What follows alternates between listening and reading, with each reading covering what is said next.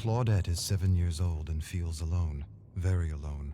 Yes, her parents love her. Yes, they want the world for her, but the world doesn't want her, or at least that's what Claudette believes. She just wants to fit in at school, fit in with her cousins, fit in with her teammates on the soccer pitch. But fitting in isn't as simple as being like others. She's different, and she knows it. She feels slow, unresponsive, not quick enough to understand her teacher or keep up with her class. The librarian calls her addle-minded. When she talks, she stutters. Sometimes she loses her breath and has trouble recognizing when she's talking too loudly. But most of all, her teacher embarrasses her. Says she's in the clouds, always in the clouds. Get out of the clouds, Claudette. But she can't help it. She's exploring massive gardens and colorful bugs on strange new worlds. Claudette feels things more than others, much more. Like the shame of not being invited to any birthday parties. Not one party. Every day her parents ask her who she played with at lunch, and every day she lowers her chin and tells them that she doesn't want to talk. Her parents ask her teacher, and her teacher tells them she likes to play alone.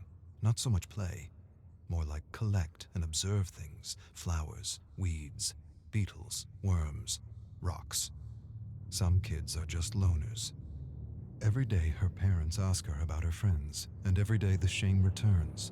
They want her to have friends. More than that, they want a list of names for her birthday. But she doesn't have a list of names. She doesn't even have one name. Claudette observes a beetle while her classmates chase one another around the playground. She wants to play, but no one wants to be around her. She doesn't want to think about it. Thinking about it hurts. Thinking about it reminds her she will disappoint her mother again. Her mother just wants her to have a friend, but making a friend isn't easy, not for Claudette. And she wishes more than anything that it was as easy for her as it was for others. She wishes she had a friend to make her parents worry less. Maybe they would even be proud. Maybe she should give up her passion for bugs and flowers. Maybe that would help. Maybe then she would be like other kids. But the need to explore and collect is strong. It is not beyond her. It is her. Claudette loves to collect things, and she knows this is why many call her weird. Her father tells her she's perfect the way she is. He tells her a man named Darwin used to collect bugs and plants too. He had a big imagination like her. He often mused on ideas and theories, and boy did he come up with a whopper of a theory. He explains the theory, and she understands. Her father has a way of taking complicated ideas and making them easy to understand. Darwin.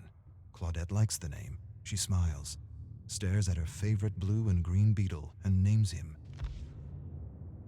Claudette's mom is crying. She's upset because Claudette is having trouble in school. Her grades are lower than they've ever been. She doesn't understand what she's doing wrong as a parent. Her dad says she's doing nothing wrong. He says Claudette's wired differently, and that's okay. Her mom doesn't want her to collect plants and bugs anymore. Her dad says that's the best part of her, and he doesn't need a child who fits some bell curve. More than this, he defends her. He tells her mother that the greatest treasures gifted to the world were from those who didn't conform, who weren't normal, who didn't fit some outdated bell curve. Tolstoy, Tesla, Einstein, Shakespeare. Her mother doesn't care. A sudden cry escapes her lips. I don't want her to repeat the year. Claudette hides under the covers pretending to be asleep, pretending she can't hear the yelling. Her mother wants her to get special help, but her father doesn't want to alienate her. He's right. Claudette doesn't want the other kids to know she needs special help. They'll laugh at her.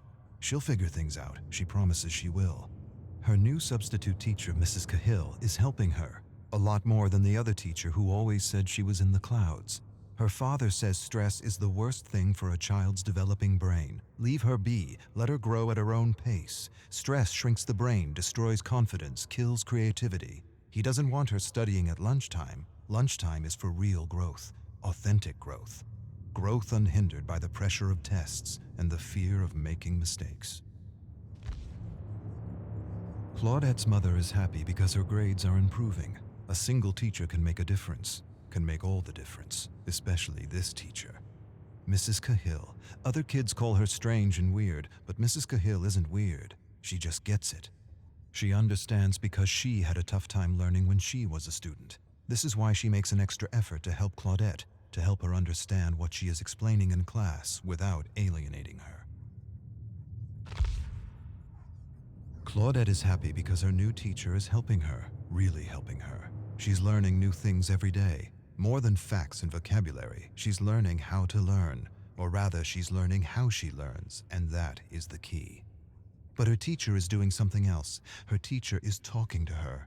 She's talking to her about her issue, and how her issue is really a blessing in disguise if she can just learn how to succeed in a system that favors one type of smart at the expense of all the others. A system that frowns on taking chances or making mistakes, when making mistakes and taking chances is what is needed for learning, for true learning. Her teacher tells her that she has passion, and passion is everything. Claudette knows she's not like other kids, and she doesn't have to be. Things like bell curves and ideal student don't apply to her, and that's okay. The ideal mold is a prison for those wired differently, and her teacher has set her free. Her grades are getting better and a test is coming. She writes, visualizes, and imagines everything she needs to remember, and somehow this works. The right teacher at the right time can make all the difference. Her parents are proud, very proud, but still her mother wishes she had friends. Still her mother wishes she liked what other girls liked. Her parents argue in another room about what to get for her birthday. Her mother wants to buy a new doll. Her father thinks she'd like something more related to bugs, plants, and bacteria. The suggestion upsets her mother. Her father defends her. See her for who she is and not who you want her to be. Her mother goes silent. She suddenly releases a cry and says she doesn't want her to be bullied like she was bullied throughout school. Claudette's eyes go wide. For the first time in her life, she realizes her mother's wired differently too. Claudette will be 8 years old tomorrow. She should be eager, she should be excited, she should be counting the hours, minutes, seconds. Instead, she is none of these. She dreads the moment she will have to open her gift. Every year it's the same: dolls, crafts, jewelry. Nothing that means anything to her. Maybe this year she'll smile and pretend she didn't want a magnifying glass, or a collection of stones, or a set of books on botany. Maybe, to make things easier, she'll pretend. Maybe that'll make her mother less scared for her. Seeing her happy about her grades felt good. Real good.